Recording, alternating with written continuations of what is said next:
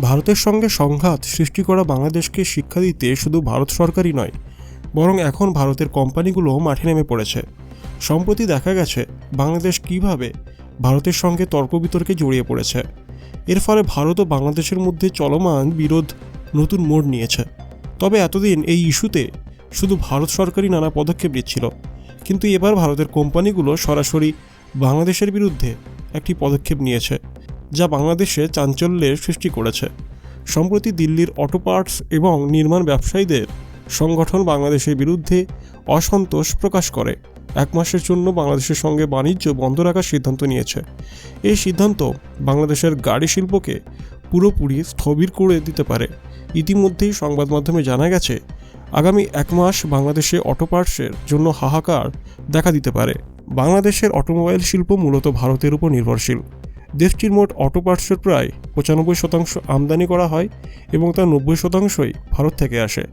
এতে করে বাংলাদেশে ব্যবহৃত 2 হুইলার থেকে শুরু করে কমার্শিয়াল ভেহিকল পর্যন্ত প্রয়োজনীয় সব যন্ত্রাংশ ভারতের কাশ্মীরি গেট মার্কেট থেকে সরবরাহ করা হয়। দিল্লির কাশ্মীরি গেট, যা এশিয়ার বৃহত্তম auto square parts wholesale market হিসেবে পরিচিত, সেখানকার 2 লাখ দোকানদার মিলে বাংলাদেশে অটো পার্টস সরবরাহ বন্ধ রাখার সিদ্ধান্ত নিয়েছে। ব্যবসায়ীরা একমত যে তারা কিছুদিনের জন্য লাভ না হলেও বাংলাদেশকে একটা শিক্ষা দিতে প্রস্তুত। বাংলাদেশের মিডিয়ার একাংশ হিন্দুদের উপর হামলার খবর অস্বীকার করছে, যদিও মাটির রিপোর্টে প্রমাণ মিলেছে যে সেখানে হিন্দুদের ওপর আক্রমণ হয়েছে। দিল্লির ব্যবসায়ীরা এই ঘটনাগুলোর প্রতিবাদে 1 মাসের জন্য বাংলাদেশে অটো পার্টস সরবরাহ বন্ধ করে দিচ্ছে। বাংলাদেশের গাড়ি শিল্প ইতিমধ্যেই ভারত থেকে যন্ত্রাংশের আমদানির ওপর নির্ভরশীল। এই সিদ্ধান্তের ফলে গাড়িগুলোর রক্ষণাবেক্ষণ সম্ভব হবে না এবং দেশের পরিবহন ব্যবস্থা ও সরবরাহ চেন সম্পূর্ণ ভেঙে পড়ার আশঙ্কা রয়েছে। কাশ্মীরি গেটের মার্কেট অ্যাসোসিয়েশনের চেয়ারম্যান জানিয়েছেন 1 মাস পরিস্থিতি পর্যবেক্ষণ করা হবে, এরপর প্রয়োজনে ব্যবসা পুনরায় চালু করার সিদ্ধান্ত নেওয়া হবে।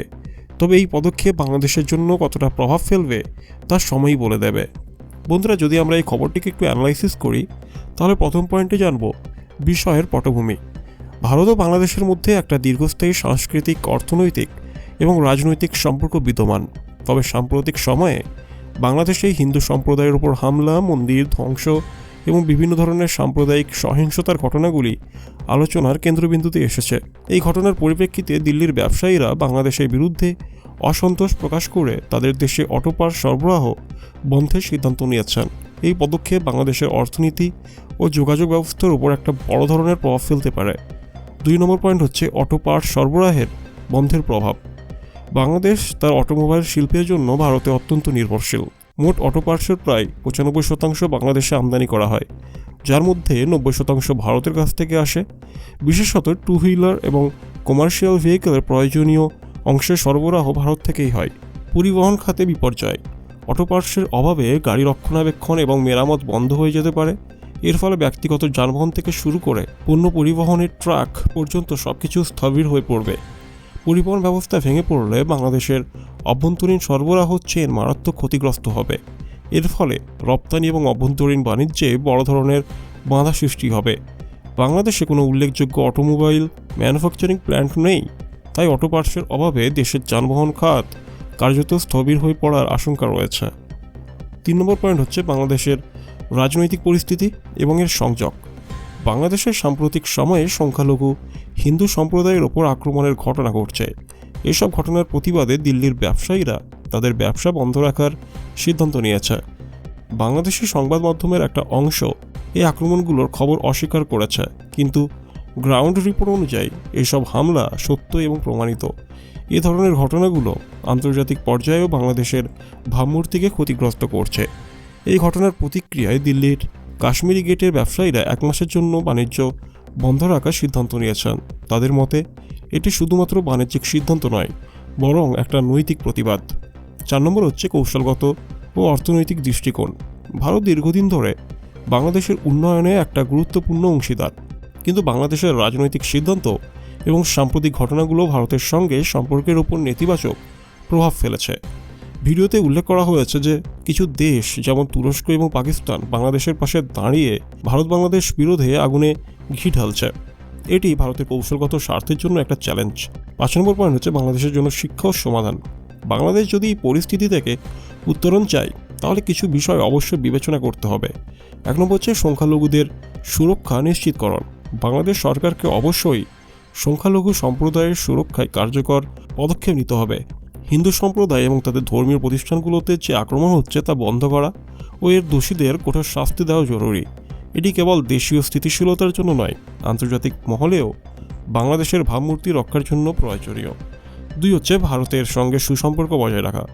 বাংলাদেশের অর্থনৈতিক এবং কৌশলগত স্বার্থে ভারতের সঙ্গে সুসম্পর্ক বজায় রাখা অপরিহার্য। ভারতের ওপর অতিমাত্রায় নির্ভরশীলতা কমানোর জন্য স্থানীয় উৎপাদন ক্ষমতা বৃদ্ধি করতে হবে, তবে তা সময় সাপেক্ষ। আপাতত 2 দেশের মধ্যে সুষ্ঠু সহযোগিতার পরিবেশ বজায় রাখাই বাংলাদেশের জন্য শ্রেয়। 3 নম্বর হচ্ছে আন্তর্জাতিক চাপ মোকাবেলা। বিভিন্ন আন্তর্জাতিক শক্তি যেমন তুরস্ক, পাকিস্তান, এমনকি চীন ও যুক্তরাষ্ট্র বাংলাদেশের নানা কৌশলগত প্রভাব বিস্তারের চেষ্টা করছে। বাংলাদেশের উচিত এ ধরনের তৃতীয় পক্ষের উস্কানি এড়িয়ে নিজ দেশের অভ্যন্তরীণ ও বৈদেশিক সম্পর্কের ভারসাম্য রক্ষা করা।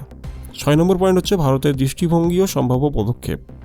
দিল্লির ব্যবসায়ীদের সিদ্ধান্ত ভারতের অর্থনৈতিক শক্তির একটা উল্লেখযোগ্য প্রদর্শন।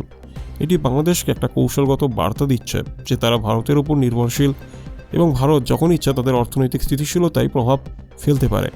ভারত সরকার বাংলাদেশ সরকারের সঙ্গে সরাসরি আলোচনার মাধ্যমে সমস্যার সমাধানে যেতে পারে, তবে এটি বাংলাদেশের পক্ষ থেকে সদিচ্ছার উপর নির্ভর করবে। ভারত যদি চায় তবে বাংলাদেশে অটো পার্টস সরবরাহের জন্য বিকল্প পথ যেমন তৃতীয় দেশের মাধ্যমে সরবরাহ বা পুরোপুরি সরবরাহ বন্ধের মতো পদক্ষেপ নিতে পারে। এটি বাংলাদেশের ওপর চাপ বাড়বে। 7 নম্বর পয়েন্ট হচ্ছে উভয় দেশের জন্য সম্ভাব্য সমাধান। ভারত ও বাংলাদেশের মধ্যে দ্বিপাক্ষিক আলোচনা হওয়া জরুরি, যাতে উভয় দেশ তাদের উদ্বেগ প্রকাশ করতে পারে এবং একটি সমঝোতায় পৌঁছাতে পারে। দীর্ঘমেয়াদী অর্থনৈতিক সম্পর্ক রক্ষার জন্য 2 দেশের ব্যবসায়ী এবং সরকারকে সহযোগিতার মনোভাব নিয়ে কাজ করতে হবে। বাংলাদেশকে তার অটো পার্টসের জন্য স্থানীয় উৎপাদন ক্ষমতা বাড়ানোর দিকে মনোযোগ দিতে হবে, যাতে তারা এমন নির্ভরশীলতা থেকে মুক্তি পায়। ধর্মীয় সহিংসতা বন্ধে বাংলাদেশকে দৃঢ় পদক্ষেপ নিতে হবে। এটি দেশের অভ্যন্তরীণ স্থিতিশীলতার জন্য গুরুত্বপূর্ণ। ভারত ও বাংলাদেশের সম্পর্ক শুধুমাত্র অর্থনীতি বা বাণিজ্যের মধ্যে সীমাবদ্ধ নয়, এটা একটা গভীর কৌশলগত, সাংস্কৃতিক এবং রাজনৈতিক সম্পর্ক। তবে বর্তমান ঘটনাগুলি এই সম্পর্ককে নেতিবাচকভাবে প্রভাবিত করছে। দিল্লির ব্যবসায়ীদের সিদ্ধান্ত বাংলাদেশের জন্য একটি সতর্ক সংকেত হতে পারে যে ভারতীয় বাজার বা সংস্থাগুলির সঙ্গে বিরোধে যাওয়া তাদের জন্য লাভজনক নয়। উভয় দেশের জন্য শান্তি ও সহযোগিতা বজায় রাখা সবচেয়ে গুরুত্বপূর্ণ। যদি এই সংকটকে সময়মতো সমাধান করা না যায়, তবে এর প্রভাব 2 দেশের অর্থনীতি ও সাধারণ জনগণের ওপর দীর্ঘমেয়াদী হতে পারে।